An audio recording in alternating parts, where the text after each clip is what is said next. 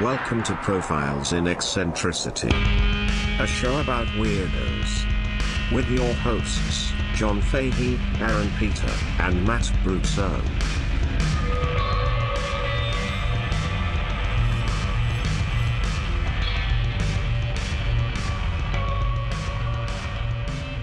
Hello, folks. Welcome to Profiles in Eccentricity. It's a show about weirdos, doggone it. My name is John Boy. I'm your host, John Francis Fahey. Joining me as ever is, of course, pinnacle perfection of perversion, Aaron Joseph Pita. It's the Holy Trinity. Yeah. How are you? I'm good, man. Good. That's good. It is good. That is good. Yeah, thank you. I don't care what cool. everybody else says. Mm-mm. You feeling good? I Mm. think is good. Feeling good, Lewis. To my near 12 o'clock, Yes. to your west, It's about 10. yeah, about 10, Cool. is Mr. Clit Eatswood. Mm-hmm. Handsome Matt Brousseau. Hi. How are you? Good. You feel lucky? No, it's not today. Spunk. Feel spunky. Oh, God. Yeah, like that. Very nice. Mr. Eatswood. Gentlemen, last night we had a good old time on the Patreon. Mm. We were discussing the Predator. Predator That's right. 2. Predator. We discussed The mythology. we discussed the town of self-inflicted maiming. Oh, yeah, Hot Nub City. Yeah, Hot Nub City. yeah. Hot Nub Time Machine. The golden. Yeah, we were looking for Nub Yeah, in all the wrong places. yeah. Just have It to was a look real good inward. time, folks. We got an extra episode, a potpourri, if you will, every week on Patreon. $5 a month. It's really a Oh bargain. my God. How do we do it? Get yourself a T-shirt, of course, over at the Graveyard Screen Printing Company. Yeah. Get yourself a shirt. They're beautiful. Get yourself an egg roll. Grab yourself an egg roll. Sit down. Enjoy yourself. Yeah. And Matt, I believe we are now. Yes, John. I jumped the gun last time. Yeah, it's fun. I believe we are going into a hot topic. Oh, where they have all like the cool shirts and goth stuff? Yeah. Yes. You get that sugar drink. We're the getting little some of those tubes cool sugar. What was fishnet it? shirts and stuff. Hot topic, so cool. Pretty sweet. I believe you were assisted by the lovely Laura Crawford in Yes. research for this. Big thank you to Laura Yes, for doing some great work. beautiful woman, and a Thorough. a fine researcher. Mm-hmm. Yes. But we're talking about the subject of the huge smash picture, The Iron Claw. We're talking Yeah. about the One of- Von Erich family. One of the movies of the year last year, they say. It was a movie last year. Yeah. fucking- It was one of them. I loved it. Really, you saw it? I loved it. Oh, I good. saw it on Christmas Eve by myself, and I had a good old time. That's I nice. cried, Yeah. which is strong men do cry. Mm-hmm. Why'd you cry? You're not a strong man. Yeah. No, I was. He was the biggest, strongest guy in the room, and he was going up to Trump, and he was I crying. was upset about something else. Yeah. Mainly seeing the Iron Claw on Christmas Eve. by yourself. No, I loved it. It really hits hard if you're a brother, which the three of us are. Mhm. It's a hard hitting film. That's true, John. That's all I'm going to say. I'm going to let you take it away, Yeah. pal. But the film itself, as Laura writes, the real story, the Von Erich clan is bigger, stranger, more tragic than any one movie could contain. You did at least 2.5 more movies. Yeah. Perhaps an HBO miniseries. Yeah, limited series, limited. Yeah. Let's We not, definitely let's not could've stretch done it out more than it has to be. that. I mean, come on. Yeah, we can't keep killing these guys. Who kills who? Spoiler. So you guys know a little bit about it. I do. The Von Erich brothers of the Yes. Von Erich the family. Von Erich family. That's right. World class wrestling out of Texas. That's right. But let's take it back to that time. It's the 70s and 80s in Dallas, Texas. Big hair and even bigger steroid Yeah. syringes. Big balls hanging off trucks. Big Oh, clits. your truck nuts. Yeah. Big clits. Big clits. So everything's bigger in Texas. That's right. God, That's right. It's 1971. The Cowboys opened Texas Stadium. Seats 65,000. Big stadium at the time. Big Yes. today. yeah. Was that Jerry Jones? That was before, things, but right before Jerry. Fuck him. Yeah. And then they're America's team. Most recognizable team in the nation in the 70s. 5 Super Bowls they made it to in that decade. Damn, My I mean, God. they win. My God. Enough. Yeah. or maybe not enough. Sold a lot of starter jackets. I'll tell you Certainly that. did. That was in the 90s. yeah. Correct. Dallas-Fort Worth Airport opened in the 70s, covering 27.3 square miles, larger than any airport ever built at the time. Today, it sits fourth. Wow. The largest is about 300 square miles in Saudi Arabia or some shit. You know, Yeah. because it's... One of the shithole countries. Okay, do you want me to just start over? They're a real rich country. Yeah, they are. I'm just kidding. You know, Yeah, got it. Riyadh. Mhm. Is Riyadh there? Yeah. In the that's 70s and 80s, we need more computing power and telecommunications. And all of these companies moved to the Dallas area, giving it the nickname the heart of the Silicon Prairie, Oh, Yeah. Silicon Prairie. That's which is the good. Silicon Prairie runs through the Midwest. Got If it. you Google the heart of the Silicon Prairie, Kansas City pretends like it's it. It's like, guys, Oh, no, dude, it's come not. on, everyone. Come on. It's not true. Not TV show Dallas. 1978, the TV show Dallas is not nationally syndicated, nationally famous. Who shot JR? I did. Oh, guess I don't have to watch the show. Then in the 80s, Michael Clegg, a priest turned chemist, creates the, quote, Texas Group of financiers to manufacture and distribute ecstasy. Oh. They marketed through a pyramid scheme sales force and toll-free numbers. You could charge ecstasy to a credit card. They paid taxes on their sales. Cocaine dealers switched to selling MDMA. Gay discos, yuppie house parties, Southern Methodist University college parties. Everything is being run by MDMA. Really? Yeah. Wild Texas, you would never expect. It wasn't illegal. Freedom. Wasn't illegal until 1985. Right. 500,000 tablets are being sold per month in Dallas. Just in Dallas? Yeah, that's out of a population of 2.8 million people. Wow. Yeah, they were using it in marriage counseling and et cetera and so on and so forth, not just for party. Yeah. And that's the time where things really get going Okay. for this family. Yes. So you have to imagine that. But first, we got to start way back. Even further? Back. Correct. August 16th, 1929, the birth of Jack Barton Adkisson in Jewett, Texas, about halfway between Dallas and Austin.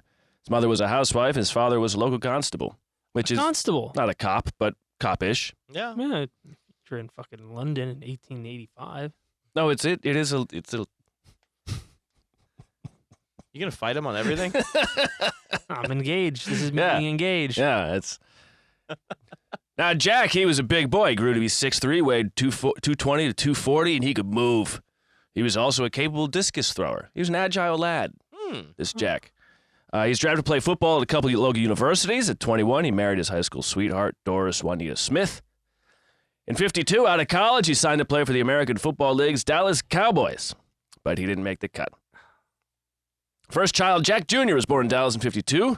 They wanted a daughter next, and they were going to name her Jill so they could have a, Jack and Jill household. Cute American stuff or something. Mm-hmm. They know how that nursery rhyme goes. Well, Jack moves the family up to Edmonton to play football in the Canadian Football League instead, and he becomes friendly with this man named Stu Hart, who is an Olympic-level wrestler who become one of the most influential people in the growth and the history of professional wrestling. The Hearts. That's right. Owen and you know Brett, him from. the Hitman. He also had 10 other kids. Yeah. Yeah. The man liked wrestling and fucking. What's the difference? What do you do with clothes on? True. The other sex. And yeah, Stu Hart trained so many guys he could be in the Hall of Fame just for the guys he's trained. Jake the Snake, all the Hart brothers. I think Michael Hayes, maybe just there's, 30, 40 people on his Wikipedia page that are pretty known names of people he trained. And out of Edmonton, he was running the big-time wrestling circuit, a.k.a. Wildcat, and eventually they'd call it the Stampede Circuit, as part of the National Wrestling Alliance. So basically back then, before we had the WWE, I'll show you a little picture here of the National Wrestling Alliance. So you see all over the country, there's just these different sections. Yeah. And what you would do is you'd have your own section. All of the, your local, what is now WWE, is your section. Yeah, I think we glanced over this, glanced at this a little bit in one of the previous episodes we did on Pro Wrestler. It's crazy, there were just geographic leagues. Yeah. And you Yeah. didn't really. But the ones that were tied into this NWA thing, it was an agreement between them all. Yeah. And so what you'd do is you'd win the title for your region, and then you'd face someone else, and then the winner of all of those gets the national title. Yeah. And then that guy would then go around to all of the regions. So that was commonly Ric Flair, for instance. Right. So how did they do the scripting of who? Well, if he came to you, then you would probably have him lose. Uh-huh. Right. And, right. and then he would go on, but he'd it'd be something where it wouldn't be a title match, Right. so he'd keep the title, It'd be an and then exhibition. then when they got to Starcade or whatever, then whoever was actually going to win it, and then you really hoped that somebody from your let's say farm team or whatever or region, you would really hope that one of yours would get the NWA title. Uh-huh. So then he's like the American champ, and he gives prominence to your region. Yeah. Right. Yeah. And so they all have, there's different names. There's Stampede is out of Edmonton and Calgary, and American Wrestling Association is Minneapolis and some of the Midwest. The NWA Heart of America, it's Kansas City. Then on the East Coast, they have the World Wrestling Federation. Never heard of him. And then in half of Texas, it's World Class Championship Wrestling, and so on and so forth. Right. And also, here's a picture of Fritz with Jack and Doris. Big, typical meathead family. Yeah, couple. he's So you just told us about the birth of Jack. Yeah, that's Jack there. All right. Yeah. Big old dumper on that guy. Yeah. They look like people. Yeah. Mm-hmm. Yeah. Okay. So, continuing. So, up there in Edmonton, Jack, he becomes friends with Stu Hart, and Stu trains him and says, you should try out this wrestling this thing. And he teams him up with this guy named Walter Sieber. Walter Sieber is the son of a German immigrant, and Stu Hart decides that they should go as a group act as Fritz and Waldo Van Erich, and they both play Nazis. Yes. Which was Von Erich or Van Erich? Von Erich. Vaughn. Yes. It was unpopular at the time to be a Nazi. in the mid-50s, you would just find it really hard to believe. Yeah. Do they have any cool regalia in their costumery? Yeah, Aaron, they do. Oh boy. I gotta see this. Yeah. Oh boy. Shit, it looks like this guy. That's even better / worse than I imagined. Yeah, so they probably came out dressed in their Nazi uniforms, and He's got a riding crop. yeah, well, you complete the look. He's got the Iron Cross. Dude, he's I don't know if he's got a swastika on there. Doesn't look like he would go that far. Yeah, it was a good idea to just hang back a little longer. Yeah, you don't want to go fully on it. Yeah. But this is what Fritz looked like in the ring. Mm-hmm. Big cape. World's greatest athlete. It says that. It does say that. It does say that. That might be hyperbole. Fritz von Erich, the world's greatest athlete. Never heard of him. Yeah. And one of his opponents, Cowboy Bill Watts, wrote that about Jack. He said, "The German gimmick was a natural. With that scowl of his, he was an easy guy to hate. Plus, it worked the crowd pretty well." And as Laura wrote, "The world has evil people in it, and heroes need to defeat evil with headlocks and Boston crabs if necessary." Yes, That's right. It's true. And again, you'd never be surprised to learn that the crowd fucking hated them with a super passion. And they loved getting hated. That was their thing. Like going to town, your favorite guy's going to beat a Nazi. Yeah. If they tried that now, they'd probably get cheered. Half of the I mean, there was a whole convention recently Yeah. with Nazis in it. He's like, no, we're the heel. Guys. Yeah, breaking kayfabe. There's crowds hated them so much as it has to be an apocryphal story, Okay. but it seemed to make sense just from things going on in This is from the book Squared Circle by David Shoemaker. After a match at Chicago, Fritz is sitting in the locker room, and all the wrestlers are taking the ring down, and a short man appears in the locker room and asks Fritz about his service in the war, and Fritz tells him to go fuck off, and the man persists, and again, he says, "What did you do?" And Fritz tells him, "Guy, it's not real. It's wrestling." It's a goose suit. It's an old Broadway term. The man asks Fritz if he knows that gimmick is a Yiddish word, and they have a whole back and forth, and eventually Fritz just picks him up and just kind of throws him out of there. And then after the man shows him a tattoo with a number of a concentration camp on it, and the man tells Fritz that he lost all 7 of his sons in a concentration camp, and he says, "Yeah, I hope that never happens to you." And so Fritz shoves him out of And there. that man was Magneto. Yeah. And when the man, as he's leaving, his jacket gets ripped on and caught on the door and rips, and a Jewish star falls out of it. And Yeah, it sounds like bullshit. yeah. You still wearing the star? Yeah. Dude. Yeah, you're supposed to not want to wear that. Yeah. No, but it doesn't make it's. But It's one of those stories that goes around. yep. Yeah, I was so hated that the Holocaust survivors would come up to me and scold me. Yeah.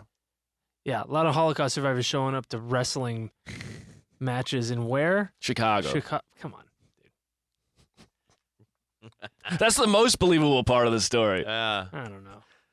So anyway, a second son, Kevin, is born in 57, a third, David, in 58.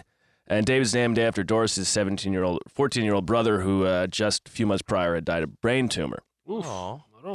Here's a picture with the happy family.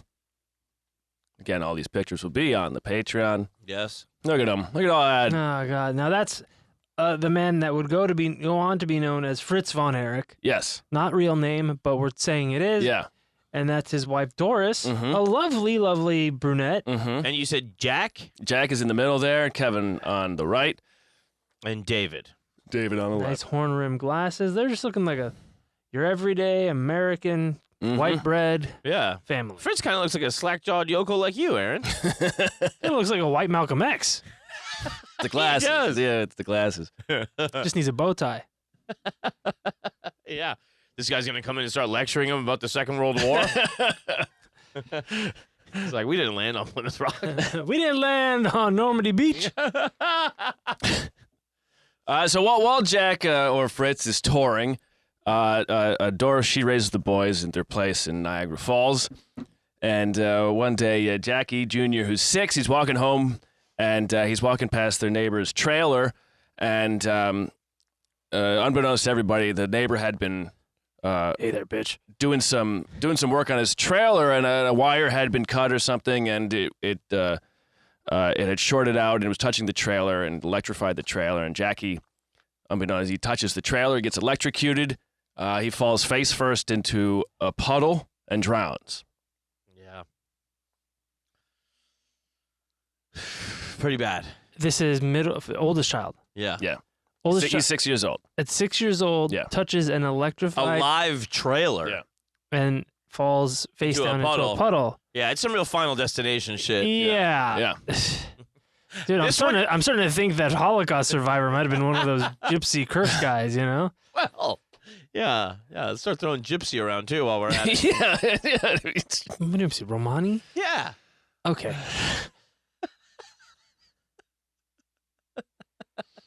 Later, Doris would tell a magazine, she'd say, text magazines, she'd say, after you lose the first one, there's a nagging fear you lose another. You not only believe it can happen to you, know it's going to almost. It's a horrible thing to live with, and I became very protective of the boys. Oh. And she started using Jackie's death as like kind of like a way to tell time. She'd say things like, "Oh, I remember that time. It was 12 years after Jackie died." Yeah. Yeah, wow. BJ and AJ. Remember we had that great barbecue a year after my son died? Yeah. Everything's fine.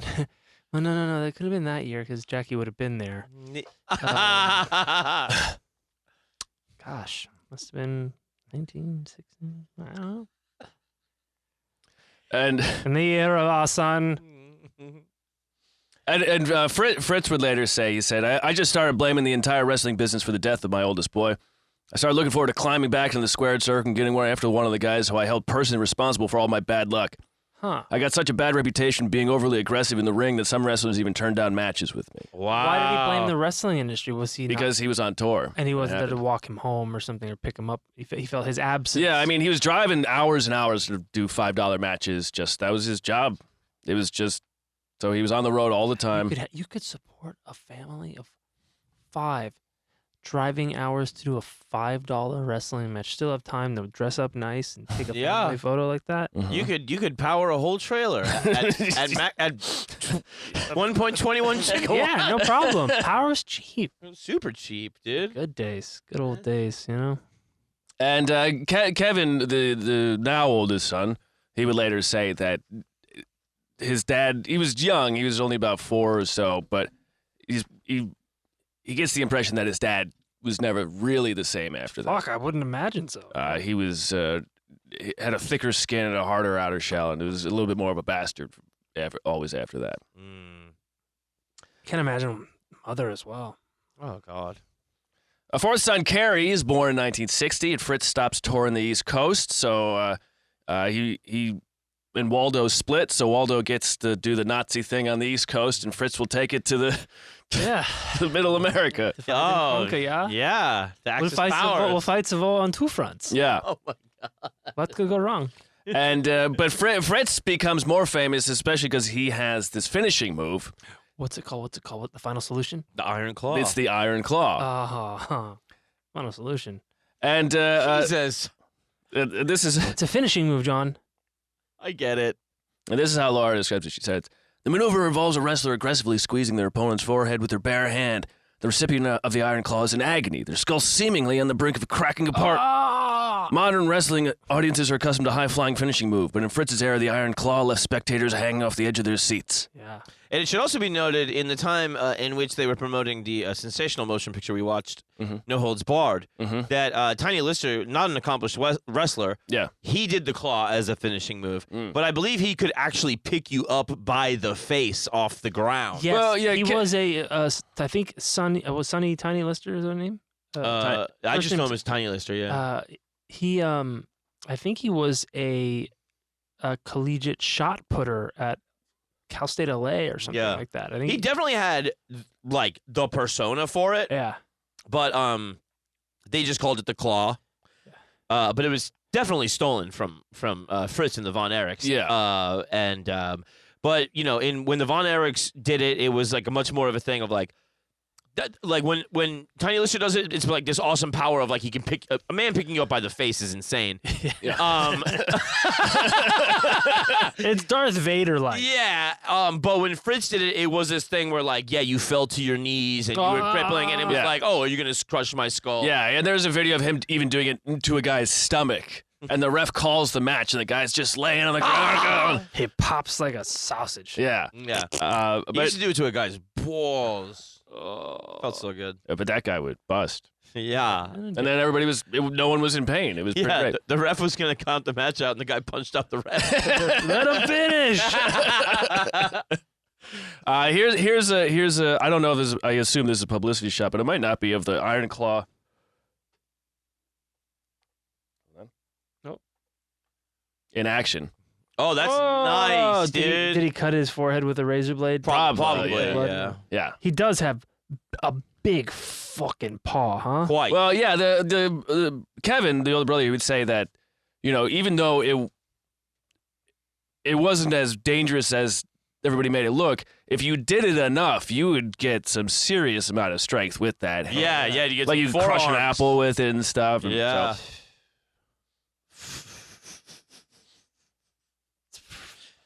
Doesn't look fun. It doesn't, but that's how it sells, man. Yeah. That's the thing too. Is like some of those older wrestling matches, you go like, this looks like true fucked up shit. Well, because you know, before things were high flying, the original wrestling was actual wrestling. grappling, yeah. Yeah, and it'd just be rolling around the ground grappling. Yeah. And then once they started getting the characters involved and they started doing kayfabe and they started having all these tricks, then they started choosing who is doing what, and they could do bigger tricks because they were coordinating with each other. Did they get that from Mexico, like luchadors, or did they get it from Japan, or did that? I don't Where know. did what? I don't know. It might have just come up naturally with a guy going, "Hey, I'm a what if I Nazi," did and they go, "What if it was a character?" And if you were probably, flying? probably them traveling to those places and Yeah, yeah. Because they would. I mean, there was knowledge of the famous wrestlers in other countries too. But yeah, the bigger, once they started getting bigger, they could have these characters then, and that was more exciting for the audience than two guys just rolling around. Yeah. And also, you were less likely to get hurt if you planned it out, as opposed to two guys fucking thrashing at each other. Yeah. You want to, give them a show. Got to give them what they want. What's And that then be? you could do more shows. You could do like 3 shows in a night, drive around for $5 each. It's $15. That's right. You could feed 3 families on that. Yeah. You start 3 families. Oh my God. So Fritz moves the family to Dallas in 1962. He wins the AMA World title in 1963, mainly wrestling out of the Midwest. He wrestles in the Midwest until 67 when he does one of those loser has to leave the state matches, Oh, that's fun. which is always a good one. yeah. Get. In 64 in Dallas, Doris gives birth to son number 5, Michael, and Fritz moves them to a 15-acre ranch. Eventually, he turns it into a 150-acre ranch. Good God. Where they have like 200 heads of cattle. Build an and- airport. Yeah. And in Dallas in 66, he's offered an ownership stake in world-class championship wrestling. You saw on that map, that big old section, right? By Ed McLemore. Ed McLemore was the biggest music and wrestling promoter in Dallas. He would bring in Elvis Presley. He could bring in anybody. The king. And so with Fritz's wrestling style and his wrestling connections and McLemore's promotion, they become the biggest gig in wrestling, pretty much. Yeah. And they also bring a ton of attention to their area. Still doing the Nazi thing. No. So by 67, Fritz gives up the Nazi thing, and he becomes a good guy. Yeah. Mm. The baby face. And he brings in Playboy Gary Hart, who was a wrestler and a booker from Chicago. And Not related to the other Hearts. I don't believe so. Okay. And Gary Hart was good at creating characters and creating different personas. He would play this northern carpetbagging heel that would come down to Dallas and people would hate him. So Fritz gave up the Nazi thing and become the hometown hero guy. Right. And then he would beat up the northerner. Right. I'm the carpetbagger. Buying votes? But he does keep the Iron Claw. Of course. Yes, he keeps the Iron Claw. You can't get rid of that. Yeah, it's like the Operation Paperclip. Yeah. Got to keep some things from the Nazis. The connections. We had some good ideas. And in 69, Ed McLemore dies from a heart attack. And this makes WCCW, World Class Championship Wrestling, Fritz's sole. He's the sole proprietor of it. That was a big wig in charge. September 69, Doris gives birth to her 6th son, Chris. And Chris was just 6 years old when he made his first appearance in the ring. He would just show up and hit someone with a chair and run off and stuff like that, Pretty good. Oh, wow. Pretty cool.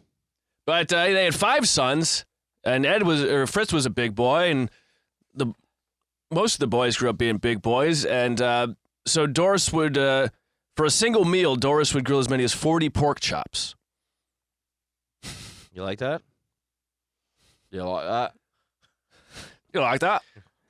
That's pretty good, right? That's a lot of pork chops. Back in the she probably fucking cooked the shit out of them. Too. Oh yeah, they're probably Thin, fucking dry. Yeah, Maybe. but That's how maybe- people used to cook pork, dude. Maybe Yeah. they were lovely and juicy. I doubt it. Okay. maybe a ton of that. You cook it in the applesauce. I like to imagine they were nice and juicy. 32 gallons of milk every week from the local dairy. God damn it. If you're a smart business person back then, you just open up a market 5 feet from their house Yeah. and go that's the 32 whole town's gallons worth. a week? Yeah, Fucking hell. They were, But they also have cattle on the property. they do. Right. Okay. but they're not milking them. I don't know. No one ever. Just to have. Yeah. I mean, And also, when you assume have they do cattle, something. they're not always pregnant, not always nursing. Yeah. Well, maybe you kill some. I don't know. Yeah, you probably kill a few. You got to. They didn't say how many fucking beef steaks they bought, probably because they didn't Have to, John. Right. One boy gets to kill 1 cow a day. Yeah. And eat it. In hand to hand. He circles around him. May the best mammal win. You know Alan, my friend Alan. Of course. Happy birthday. Happy birthday, Alan. That's right. He grew up in a family of 4 boys. Cows? 4 boys, and yeah, 4 boys, and like they, when they would go to Costco, run like the shop at Costco for groceries. Yeah. One grocery cart was just for milk. Good God. How many fridges do they have? That's They were upper middle class in the 80s and 90s. Of course, they had one in the one in the house and one in the garage. in the garage. That's not enough for all the milk. No, the one fridge was just for milk. Oh. Fuck. That It's true now. Sorry, Alan. Fact, yeah, but freak. definitely one shopping cart full of gallons of milk. Yeah. Nice job, weirdo. Good follow. He grew up nice and strong, big guy. Sure. Yeah, he seems like a nice guy. No, I like him. Okay. You can edit that out. So Fritz converted the barn into a weight room, and for the boys to start working out once they hit puberty. I assume they probably did it before that. What they would do is one of the things they did, they had a torture rack, they called it. It was a series of dumbbells from 2.5 pounds to 50. And each kid would have to do a set of curls with every dumbbell all the way up and then all the way back down. They would do handstand push-ups. If you couldn't do it, you had to work your way up into a handstand. Oh, my God. They would run around the property in the mornings. It would take them about 3.5 hours every day to do all of these workouts. Yeah. And then they also still played youth sports. Of course, they had to play football, and they all played football, and David played basketball. He was very good at basketball, but of course his brothers made fun of him. Yeah. Pussy. Yeah, pretty good. And to enhance their balance, Fritz would have them run along the top of a wooden fence, and he would throw footballs at them, Oh, my God. and they would have to catch them. Dude, awesome. Oh, Yeah. my God. I thought it was just dodge him, not get knocked off. No, you got to catch You him. got to catch them. Yeah. Batman training all the Robins, you know? Yeah. Yeah. One of Carrie's childhood friends says that the Fritz would tie the boys' feet together, hang them upside down from a ceiling beam, and make them fight. Oh, dude, it is Batman. Holy shit. So- now So fight. he left the Nazi stuff out of the ring, Yeah, took it and home. he learned a lot. Yeah. I'm not good. God, But Kevin says it wasn't to make them wrestlers; it was just to make them better athletes. Right. yeah, sure. But just any sort of real. I mean, it's going to do It's something. gonna translate. It'll translate, of course. As well, Fritz, of course, he was not against punishment too.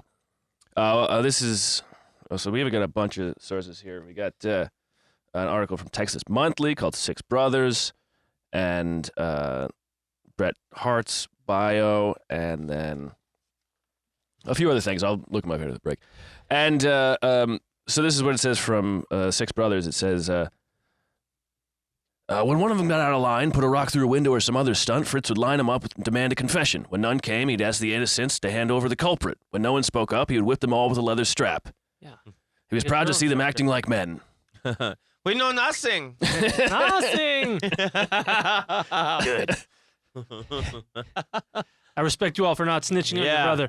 Now bend over and spread your butt cheeks Oh, my God. for the lashing. I respect how stupid all of you are. Way to go, Fritz. Yeah, It's a cool Did he dad. go by Fritz after that? I think he pretty much did. I don't know if he did with Doris, but eventually pretty much they were This just... is his wife. You must call me Fritz. Oh, she loved to call him Fritz. Yeah, I think he saved a couple of The outfits. kids probably called him Dad.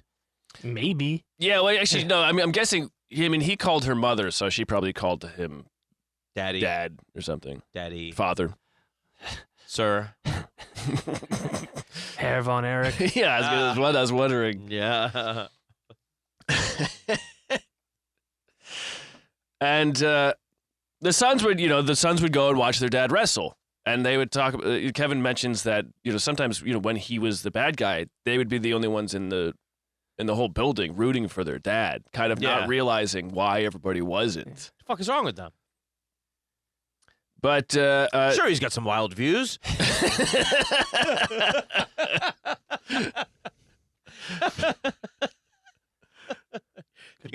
Thinks a little outside the box. a little outside the. But they all had various athletic pursuits. David again basketball, and Kevin with football, and Kenny would go on to become an Olympic level discus thrower. Carry. Yeah. Olympic level discus thrower. Yeah. Yeah, I think he broke the record for discus in high school when he was in high school, and then I think he's like third now. Jesus. That's nuts. Yeah. Now? Yeah. Fucking hell. Yeah, you'll see. He's a big boy. But even after all that, they all kind of assumed they would be wrestlers, Right. because their dad was a wrestler and they wanted to be just like their father. Mm. Kevin, when he in '76, he had hurt his knee too many times. He had gone to college to play football, hurt his knee again, decided that he was going to stop playing football and start wrestling. His brother David went into his hospital room and jokingly called him a quitter. Oh, my God. Did the iron claw on his ACL. You might want to reconsider. They all do the Nazi voice. That would be funny if that was their thing. Yeah, want to be like father. Oh, God, that's so funny. So when Kevin was 19 in '76, he started working for Fritz, and he was doing like high flying moves. He would jump off the ropes or the turnbuckles and catch a guy in his legs and flip him down onto the mat. It was pretty exciting at that time, as not everybody was doing these sort of things. And he fought barefoot too, Cool. which was just something that happened randomly when another wrestler played a trick on him and stole his shoes right before he was supposed to go out. Pretty funny. Yeah. But it worked, and so then he made it part of his gig. Here's a picture of Kevin. Oh, he's a big boy. Yeah, he's probably about 6'3", 6'4", I think. Man, he's Kevin, no, he's 6'2". fucking shredded, too. Yeah, Look at those calves. Calves are nice. yeah. So much vascularity. I wish I could see his forearms from doing all that claw business. I'm sure the forearms look like his calves. Yeah. Mm-hmm. So much sinew. So Kevin was 6'2". His younger brother David would grow to be 6'7" and 250 pounds. Whew. That's the one that played basketball. Yeah. And in '77, at age 17, he started wrestling. And just after a few months, he was on television with NWA heavyweight champ Harley Race. They had a 30-minute match, ended in a draw, and David booked his first major television match in Fort Worth. And it was pretty clear that like David moves pretty well, and he's huge. Yeah. He's probably the guy. Mm-hmm. And Chosen one. yeah. The Ubermensch. By '78, David and Kevin are working together as a tag team. They win the NWA Texas Tag Team Championship twice that same year, as well as the NWA American Tag Team Championship. '78, Kevin beats Body Bruiser for the NWA American Heavyweight Championship title. And so he's climbed the ladder. He's become a top performer. '78, David marries his girlfriend, Candy. And 4 months later, they give birth to a daughter. At 13 weeks, the daughter dies of SIDS. Oh my God. And they separate shortly after that. Fuck. Jesus Christ. Oh. That's one of those things where like you would imagine that they would want to go through that grieving process together and like Yeah. But I'm also I don't want to say, guessing- oh, the baby's death brought us closer together. That's not what I'm saying. It does. It's like statistically, after you lose a child, you're very likely to end in divorce. Wow. Yeah. And also, I'm guessing he's going, well, being in the ring means I don't have to ever think about this or deal with it. Yeah. So and then, because he's also going on the road, too. He has to Right. go to other regions. Yep. And, yeah, so around this time, Carrie starts wrestling. And the U.S. boycotted the '80 Olympics, so he missed his chance of going to the Olympics. So he figured, Yeah. fuck it, I'll just start wrestling. And in 1980, World Class Championship Wrestling starts broadcasting the World Class Show. That's what they call it. And it completely revolutionized production of wrestling at the time. Because originally in the 60s and 70s, it'd be like 2 static cams from 2 different angles on the mat. That's it. Yeah. And what happened is Fritz brought in this guy named Mickey Grant, and he had worked with Don King's boxing shows. He would use 6 cameras around the ring. He had handheld cameras set up on the apron, microphones hidden in the turnbuckles under the mats. He'd record segments with wrestlers outside of the ring. Wow. And so you just got to learn more about the wrestlers. You also got to, this is time for them to do their feuds out of the Build ring. up the drama. Yeah. Yeah. I want to hear these guys talk.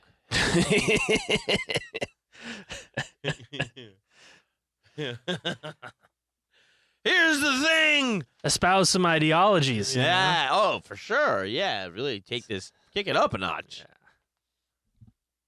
And the ratings just go through the fucking roof. This is from Six Brothers again, about what it'd be like when on those nights. The card started at 8 o'clock and the doors opened at 7. Fans got in line as early as 5. It was not a traditional wrestling crowd. Beat-up pickups shared the parking lot with Mercedes, Lincolns, Cadillacs, and scalpers, walked between them selling $12 tickets for upward of $50, about $150 today. As the crowd grew, Grant would seek fans who made good TV, smartly dressed professionals or smiling females to fill the front rows. There were all manner of females, junior high girls who wrote about the Von Erichs in their diaries, high school girls with photos taped up in their lockers, young moms wanting out of the house, recently reborn divorcees, even grandmothers. Of the 3,700 people who would fill a sold-out sportatorium, fully 70% were female. Wow. Yeah, it was called the Sportatorium. Yeah, so they played, that was the... Yeah, the place was the Sportatorium. And so to give you a little idea of the brothers themselves, here's a picture of them before the glow-up.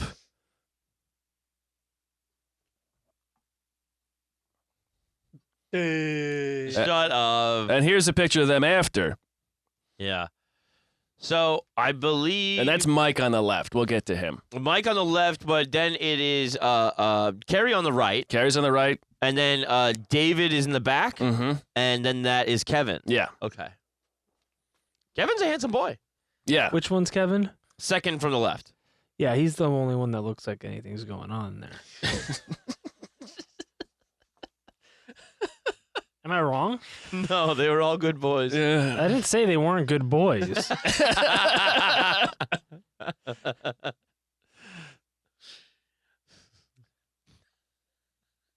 They look like fucking seizure guys. Everybody looked like that in the 80s. No. What do you mean, no? Dude, just their heads. So, Zero Texas Monthly, Kevin was the barefooted acrobat with a comic book superhero's body, did things in the ring no one had ever seen before. He could fly off a turnbuckle, land with his legs and a scissor hold around the opponent's waist, hold himself there, his body parallel to the ground.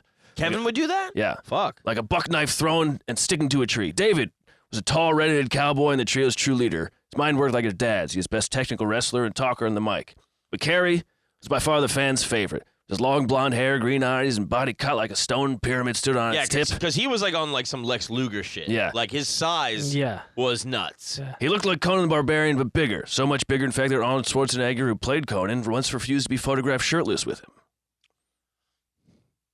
Oh, God. You're not ready to hear anything bad about Arnold. Okay. Yeah. Arnold doesn't look like all 3 of those guys put together. Fucking asshole. He's just shorter. No, Arnold... Yeah, he also looks like a fucking Momo.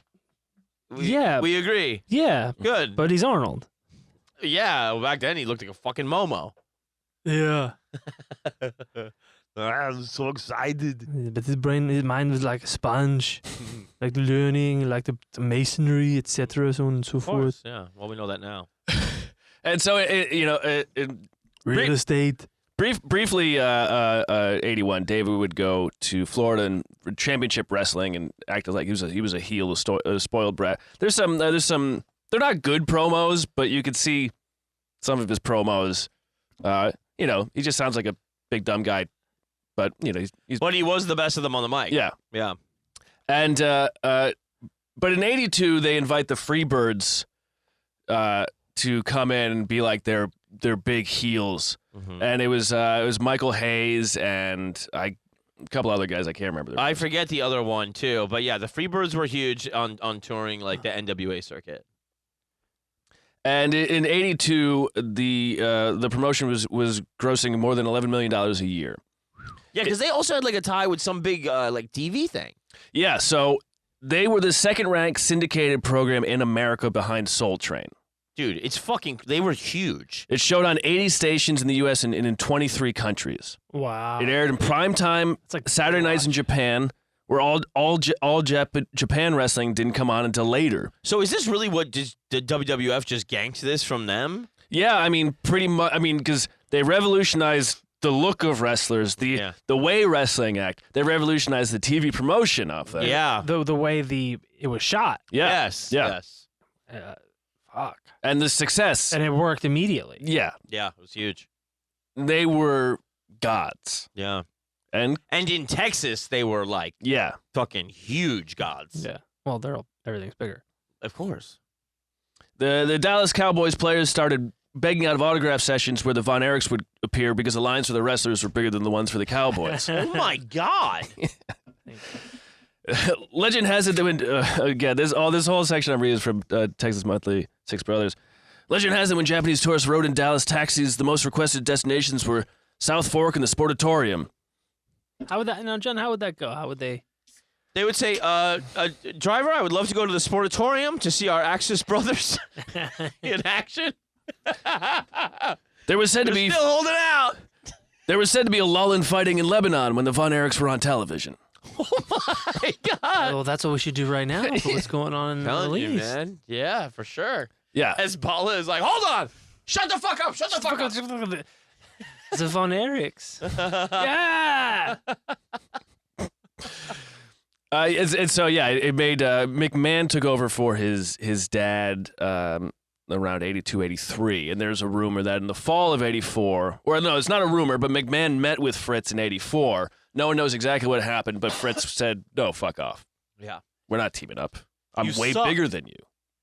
Yeah. Plus, I got a bad feeling about you. Yeah.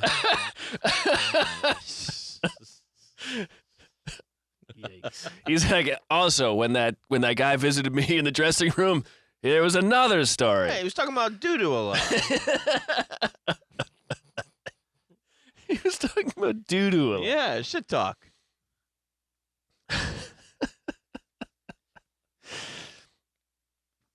And so sometimes, when the Von Erichs were wrestling, sometimes they would do a three-man tag team. Sometimes it was just one of them against someone else. But Fritz was always available to hop in if needed. Oh, he loved it. Yeah, Yeah. he's still Tag like, in, Daddy? Yeah. That's He didn't cool. officially retire until like 86. That's Yeah. cool.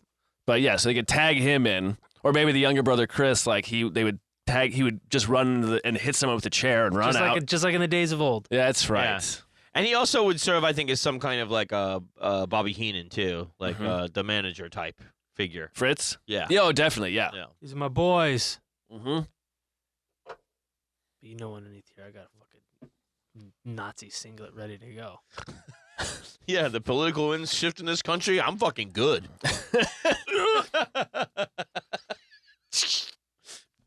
In 82, Kerry faces Ric Flair for the NWA heavyweight title, the Sportatorium. I'm sorry, who did? Kerry. Kerry did. Yeah. And Fritz alone, just from that, makes $105,000 the box office. It sets the Texas record for total gross earnings from a wrestling show. Damn. 83, Kerry and Body Bruiser win the tag team championship together. Bruiser Brody, I'm sorry, I don't. Apparently, I have dyslexia. I could have told you that. I wouldn't have remembered. It's dementia? He does have dyslexia. Later, Kerry, Kevin, and David win the NWA Texas six-man tag team championship off the Freebirds. Then in July, and then in August, the Freebirds take it back. And they do 3 shows at the Reunion Arena in 83, and they all sell out, each of them getting $200,000 in receipts for each show. Each show breaking the box office record and just people getting turned away at the gate. Yeah. Incredible. God damn. And there's a loser leaves town match with Kerry and Michael Hayes in his steel cage. It's sold out in just a few days. Thanksgiving night, there were thousands of fans waiting outside in 0-degree weather, chance to get in, or to at least watch on television monitors they put around the arena. Wow. Jesus.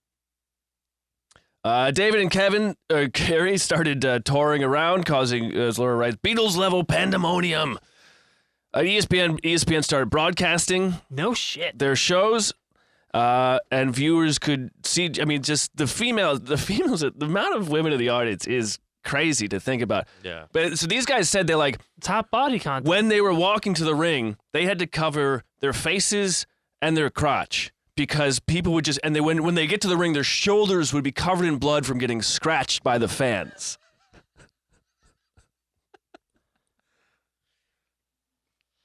Women. Watch your nuts on the way out there, son. And David became known as the Yellow Rose. The Yellow Rose of Texas is a famous song, but I'm not sure if he started or a fan started throwing bouquets of yellow roses at him. Beautiful. But It's friendship. he took up the nickname the Yellow Rose.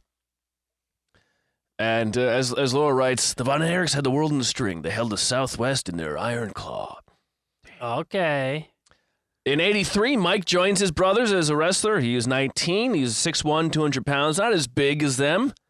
But it's hard. Kevin doesn't believe that Mike ever really wanted to become a wrestler. He said, Kevin in the Vice doc, he says that Mike he was better, like he seemed more interested in the camera work of the shows or playing music. He's like, the artist of the family. Yeah. And here's a picture of all of them, probably around when Mike got in. And Mike will be on the right. Mike is on the right. Yeah. Who's the little shithead in the front? So that's Chris. Now, the thing with Chris is that when Chris was a kid, he had asthma. And so they put him on steroids to get rid of his asthma. Right. And it weakened his bones. Right. Oh, God. And it gave him a growth defect. And he never grew. I think he probably grew to like 5'6", 5'7". Oh, he man. never got to be as big. Because all these guys, even Mike, he's 6'1", but he's still like 220. He's Here still comes the micro monster. Oh, shit. He's the one you gotta watch out for, man. He's like that bunny rabbit in Monty Python. Could be anywhere. Shit. Oh, shit. That would be great if they just made him the most deadly assassin Yeah, out the of all. mole. Yeah, They're just burrowing up from under the he mat. comes up from under the fucking the tarmac or whatever. The tarmac? What did I call it? the tarmac. Oh yeah, The mat. the mat. the tarmac. You're still thinking about that airport in Fort Worth.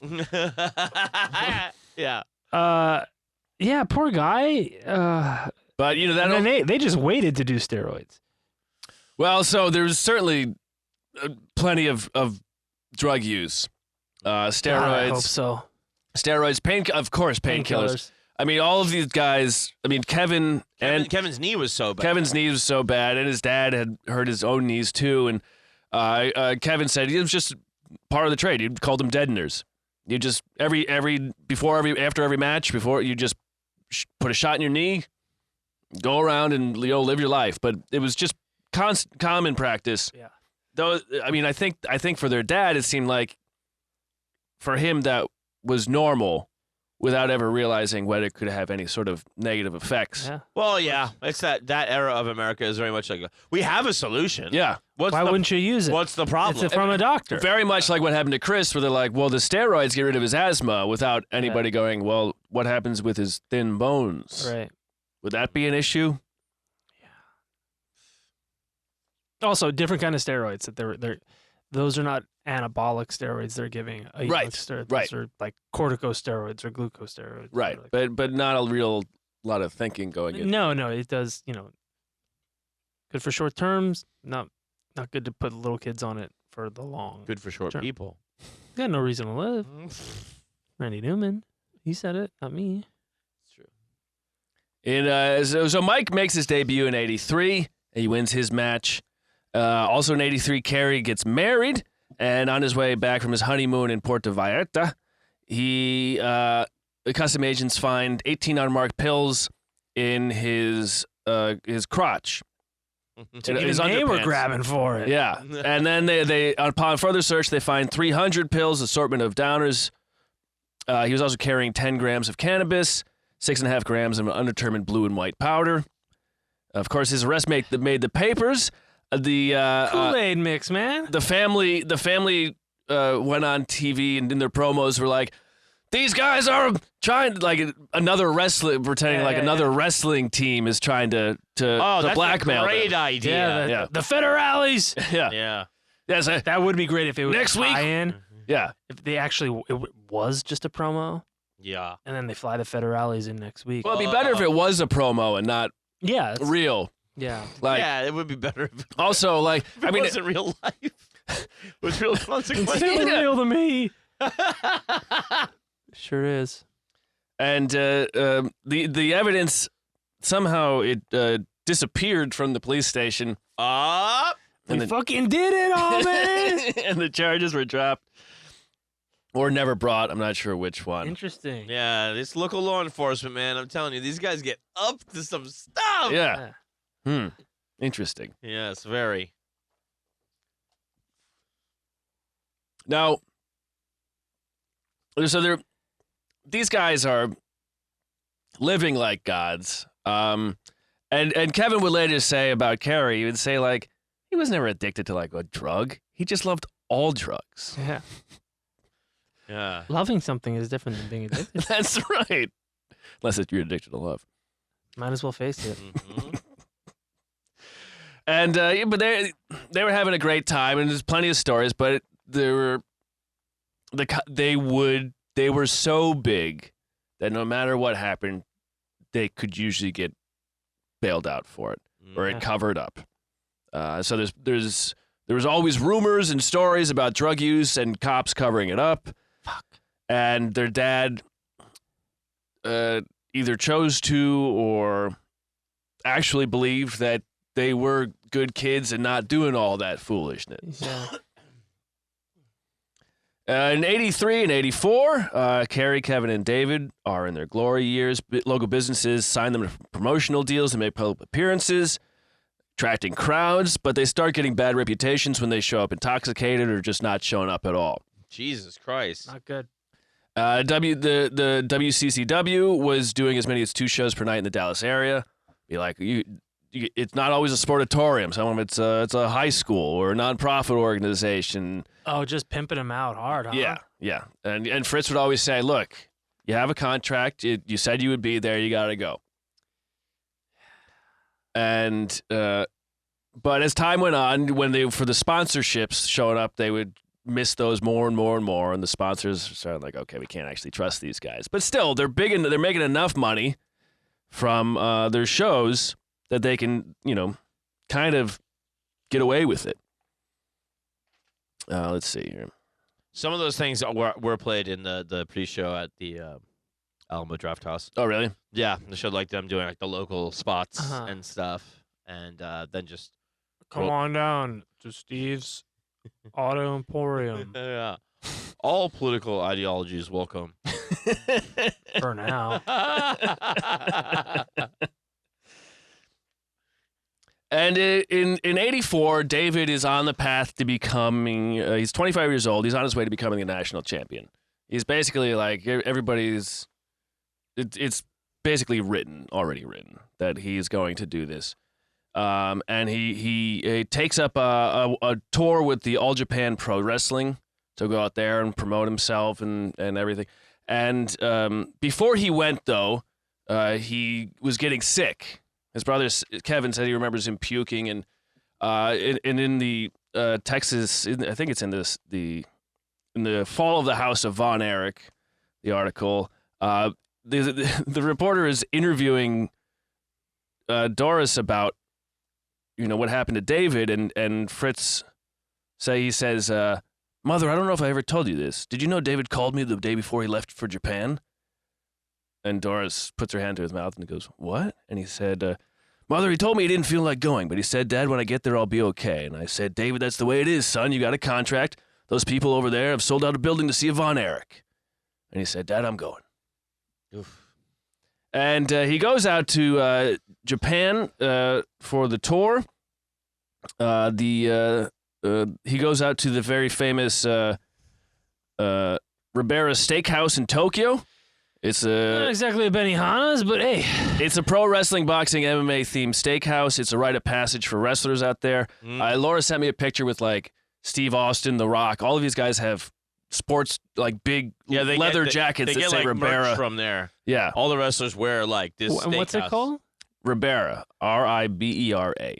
Wow, interesting. And all the wrestlers stopped there on their way through Tokyo. And even so, this is even going back into the 80s.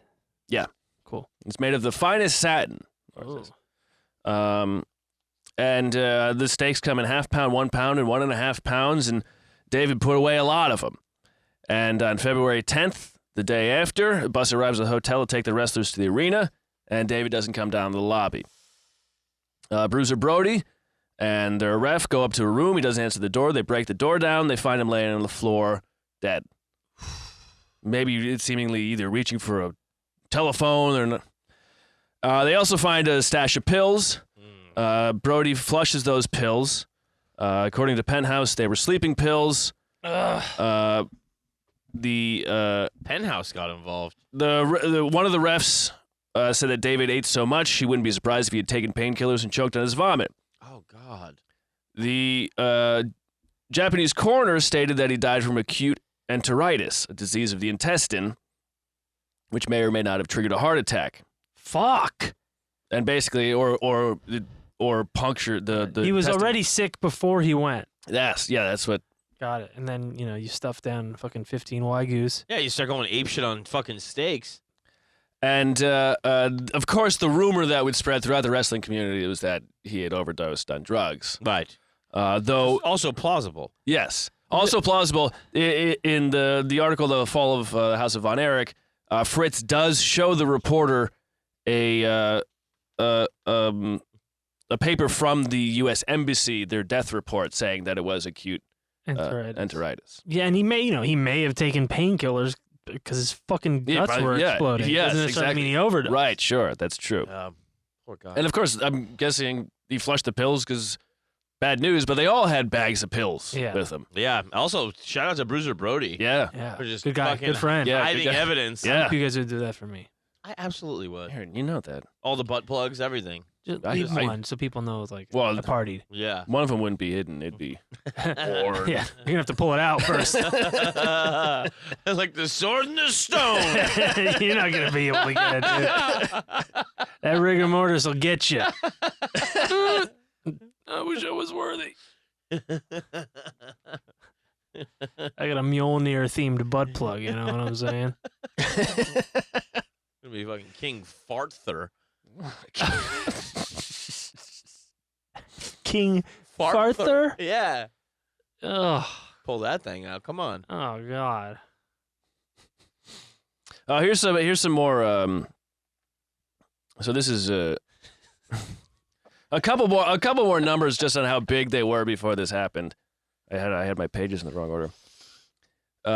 15,000 people came out to see them just make an appearance at a mall in Mesquite. When Kerry first wrestled in Chicago, 37,000 people filled Comiskey Park, Jesus chanting Christ. his name. Oh my God. 200,000 households in Dallas-Fort Worth area are watching the Von Erichs weekly show. It also went out to 60 markets in Japan, also the Middle East. They had a huge Von Erich following in Israel.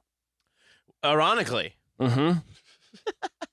Black market copies of the show were being shown in far-off countries such as Nigeria.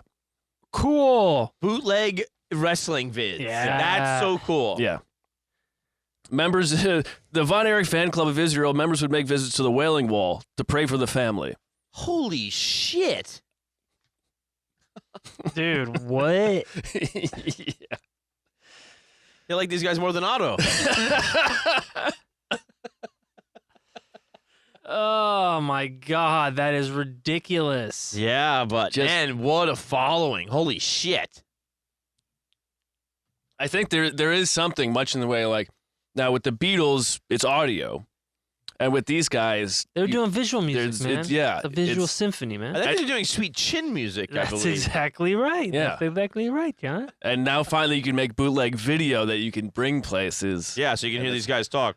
I'll do the things I'll do will be a beggar belief. The guys in Nigeria are like, we watch it on mute.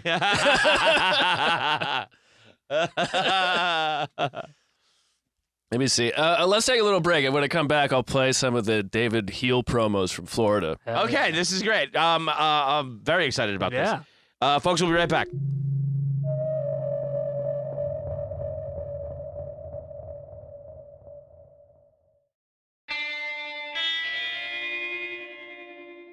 And we're back. Hey, all right.